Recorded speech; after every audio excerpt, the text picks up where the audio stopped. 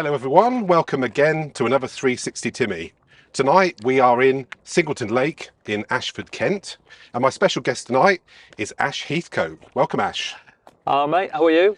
Ash is someone that's always bored and is after a challenge. I tried to think of a way of describing him, but he's had such an interesting background which we're going to cover on this episode. So Ash, tell us about your background, I guess, to begin with. Well, where do you start? I suppose from Yorkshire, originally Huddersfield, 1982, obviously the Falklands, joined the army. The Falklands War in Falklands 1982, yeah. Got there in 1988. That's after the war. Indeed, peacekeeping, so literally went for 4 months. So I did 7 years in the army, Gibraltar, Norway, nuclear site guards, did all sorts, even sunk a tank in Germany. Well, I didn't, Huggy did, he drove it into a ditch. Who's Huggy? He was the driver. We wrote off a Chieftain tank. So that's quite a start there. So, but where did it all begin for you? Where were you born? Born in Huddersfield, 1964. Went to Fartown Secondary Modern, Huddersfield, and grew up. Nothing spectacular, I suppose. Same sort of childhood as most people. Nothing particularly interesting. And then, as I said, joined the army. And was it literally the Falklands War that encouraged you to join the army? You wanted a bit of action, some excitement? Well, at the time I was an ice cream man. I used to do Home Firth, where they filmed Last of the Summer Wine, and I just thought there's more to life than that. Yeah, quite a slow pace there, isn't it? Yeah, a bit of a slow pace. So, joined the army, came out of the army about 89, became a lifeguard fitness instructor because I was a physical training instructor. And then the job came up at a police training centre that you're probably familiar with. Yes, so this is where I first knew you. So I worked at this particular police training centre, and my first introduction to you was you had been on a trip to America on holiday.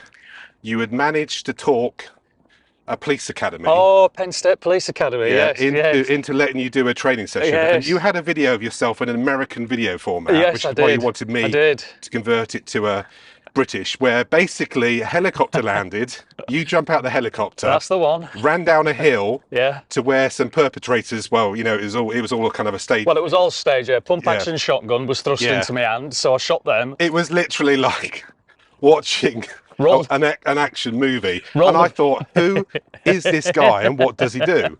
Rolled over a car bonnet. They then gave me a 9mm, carried on with that shooting stuff. And it was a right laugh. So, yes, so obviously since then, that was my introduction to you. And it was, what does this guy, and I literally had just started. I was a video technician. And you were a PCI, physical training instructor. Yes, so what did you train in the police? Well, basically my role was what they call a staff safety trainer. So I used to do batons, handcuffs, unarmed combat, self-defence, riot training with the infamous Pete Beck, who obviously we knew. So you need to explain who Pete Beck is, because the audience doesn't know who Pete Beck is. Pete Beck, ex-Grenadier Guard, and for anyone that went through police training, you could probably hear his voice in Yorkshire when he was giving off the drill commands. An infamous, very interesting person who I shadowed and obviously worked quite a lot with doing riot training, and then eventually took over and took the police pass-out parades as the instructors. I led them out in front of all their family and marched them off the square, and they all became police officers. So I did that for many years at the training centre, but sadly it closed, as we know. But let's stay on that for a bit, because we're going over these things very quickly, and I think you're missing an awful lot of detail out.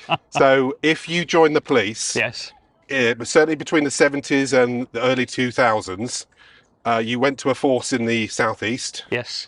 And you would go to this police training centre that's based in Ashford in Kent. Yes. For 15 weeks. You do a kind of a national course and go back to your force. Yes. So we had a steady intake of around 100 students every intake, I believe. Yes, we did, yes. So they did law training. Mm-hmm. They did riot training, as you indicated. Yep. There were things like every force has a different set of handcuffs. That's right, train the handcuffs, the batons. As I said, the self-defence, life-saving, first aid. Capacitance spray? Eventually, yeah, because I transferred. When the centre closed down, I ended up going to Sussex Police and became a trainer on a decommissioned nuclear bunker in Ashdown Forest, built for Margaret Thatcher. So I would work 60 foot underground in an air-conditioned, still there now, it's called Ashdown, oh gosh, I can't remember the name of it. But Sussex Police took it over, and it was built for the Cold War, decommissioned, because technically it leaks now, so it's not very secure. But yeah, I used to do what they call pepper spray. So police recruits, I'd spray them in the face with pepper spray, that was my job. Crikey. And the swearing that they did after that was very interesting. But What yeah, I loved the didn't job. really get from you earlier though is what made you leave the army and go to the police? So was it just a tenure thing, or? The thing is with the army, because I was relatively fit at the time, I was cavalry unit, but I transferred to the Ordnance Corps, who were very laid back. And because I was really fit, and they had taskings like the Falklands, Gibraltar, Arctic Warfare, Allied Command Europe, AMFL it's called, Allied Command Europe Mobile Force Land, like a rapid reaction unit, I kept getting sent on it. And I had a word with the boss, and I said, look, you know, with all due respect, is there nobody else in the unit? And he looked me in the face and said, technically no, because we don't trust anyone else. And he said, you're the only one we dare send that won't make us look stupid. And it was pretty much after that I went, well, kind of had enough. I think I'll try something else. And as I say, I left the army, became a fitness instructor, and obviously saw the job at Ashford. But were you in Kent then, or were you still? No, I was still in Huddersfield. Came down to Kent for the interview. I remember it very well, and I thought, I don't stand a chance. The people I were up against, you know, they all, in my opinion, just came off far better than me.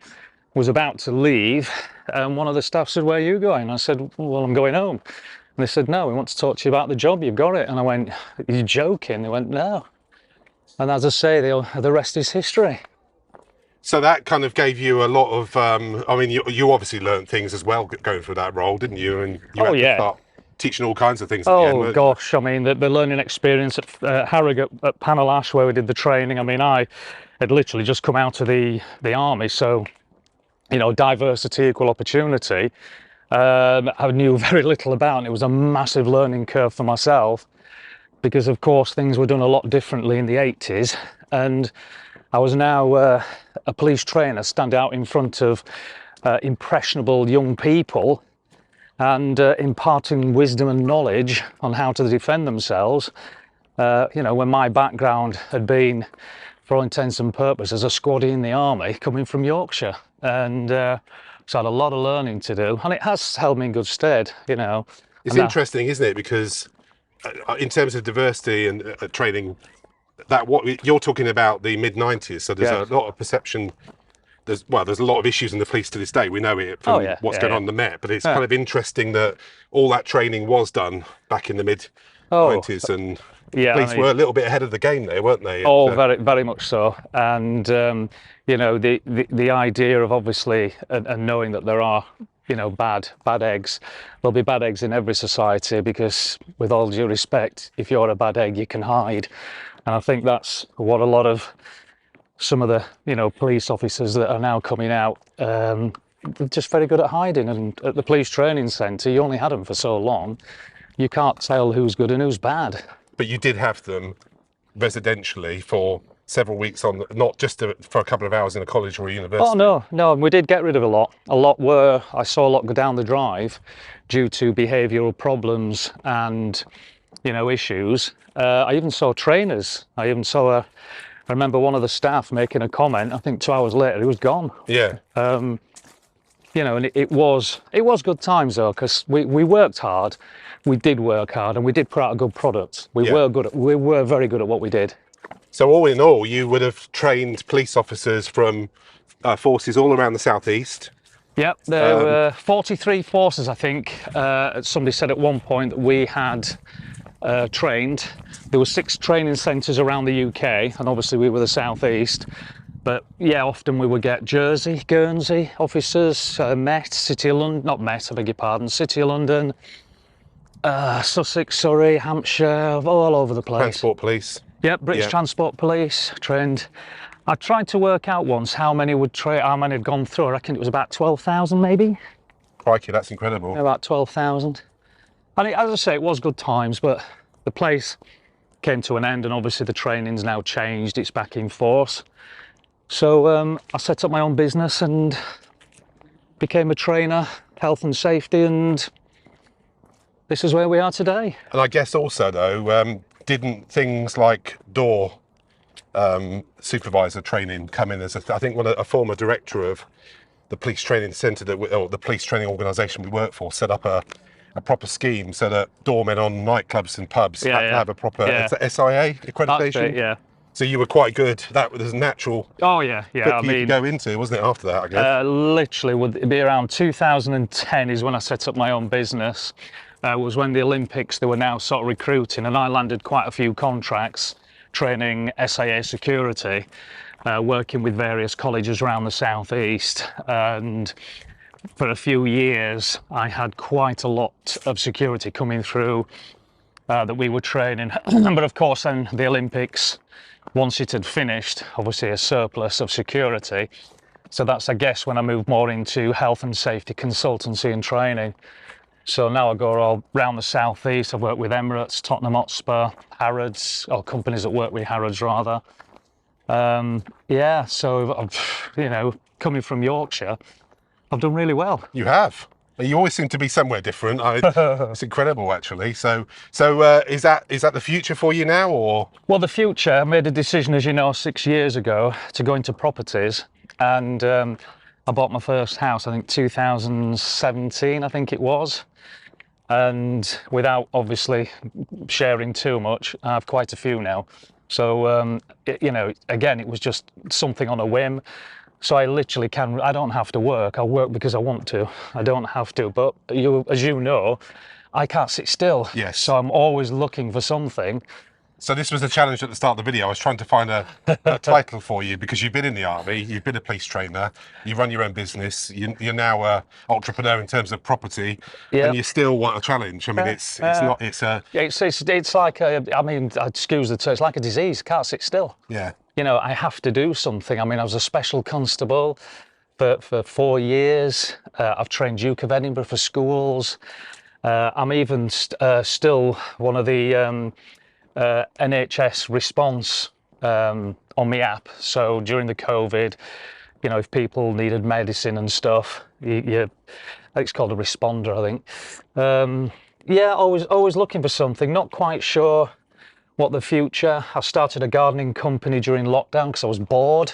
So I was cutting grass, putting sheds up, painting fences. In fact, I've done loads around here. They keep asking me, will you come and cut my grass? And no, I don't do it anymore. It was just that period. It was just, I'm not sitting down for 4 months. So I went out and set up a business and it was going really well. You say you literally couldn't do any training during that period? No, couldn't do it. I literally, it was a case of like most people, you had to stay at home, and I thought, I'm going to go stir crazy. I can't do this. Yeah. Right, what do people need? They need the grass cut. Right, I'll do that. So I bought myself a multi-tool Titan grass cutter thing, put a banner on my fence, and before I knew it, the phone was ringing and I was off. And I don't know. I mean, I'm trying to slow down. I mean, I've got my motorbike, got my car, my windsurfer, and you're still training? I'm still training, yeah, still. Is that mainly first aid and fire at safety? Yes, yeah. Anything to do with health and safety. I do construction sites. I do a lot of care homes, so work a lot in care homes. I do mental health first aid that people have probably heard about. There's not a lot I don't. Fire extinguishers, pat testing. I'll have a go at anything really. Yeah. It's just keeping active, keeping going. And you obviously you've had situations where, as you say, where you were special in the Sussex Police, you've been in the army, so you've tested some of it. You're not just training something you've never done. Well, yourself. That's why I did it. I mean, when I was a police trainer, obviously we civilians took over from the police. We were all civilians, and my argument was, I'm telling people that you need to do this, you need to do that, but I don't do it. So I became a special, and I used to go out every weekend with Kent's Finest. And if there was a skirmish, if there was a problem, I also got independence, which means I went out on my own. So I just signed a patrol car out. And 2005, I got a commendation for bravery. Had to do with a nasty incident, which obviously I don't want to say too much No. about because it's still quite local. Yeah. But yeah, it was. A couple of officers got knocked out, and it wasn't very nice. No. But no, I mean, I can't complain. You know, I've got, you know, my mates, known you for a long time. You know, I've got a lovely partner. We're off on holiday, as you know, on Thursday again, and she loves me to death. So I guess I want to know where's Ash going to be in 20 years' time then? Because I can't imagine you sitting in an old people's home, going reminiscing about the world. I think you always wanted a challenge, aren't you? So I'm not sure. I am looking. what, old people's home? No, no. There's a couple of things that I'm interested because I've got my HGV1. Yeah. And it's something I'd like to do more with, but I probably won't. But there are certain jobs, for example, custodians of campsites, where you go and actually look after a campsite for sort of 6 months and, you know, cut the grass, clean the toilets, meet the people, and literally just look after the place. Now, that kind of interests me. Because you did something similar to that years ago, didn't you? You used to take customers from Kent down to the south of France to go skiing. Yeah. You'd have a day skiing on a Saturday and bring a load back, and on the overnight train to Gardner. Basically, I was a ski rep for a company called Fantaski that no longer exists, and you've got Ski France and various other companies. And I did that for a season and then came back and carried on sort of skiing. And obviously people said, oh, can we come with you? And I went, oh yeah, all right then. So first time I think I hired a minibus, went to Aviemore, and then it sort of grew, ended up with 2 minibuses. And then finally it was a coach down to down Teen, Val d'Isère, where, you know, I'm there taking people skiing on a coach thinking, oh my God, this is getting out of hand. You know, it was just a few friends, but it just kind of grew and grew and grew. And like I said, I scaled it back after that because I was a bit worried thinking, am I a tour operator? Should I be getting ABTA insurance? I don't know. Yeah, I don't know what's round the corner. Health-wise, I'm still pretty fit. I still go down the gym, although my body's starting to fall apart a bit, you know, back, knees, hips. Well, you know, I would just love to be able to find that video of you in the police academy when I first knew you, because that was literally the most bizarre introduction to anyone I've ever had in my life. I do remember it very well. You have lived every inch of that video all the time I've known you. So today's been a fascinating conversation. Thanks, Ash. Thanks. And hope to catch up soon on your next venture. Certainly will, mate. Certainly will.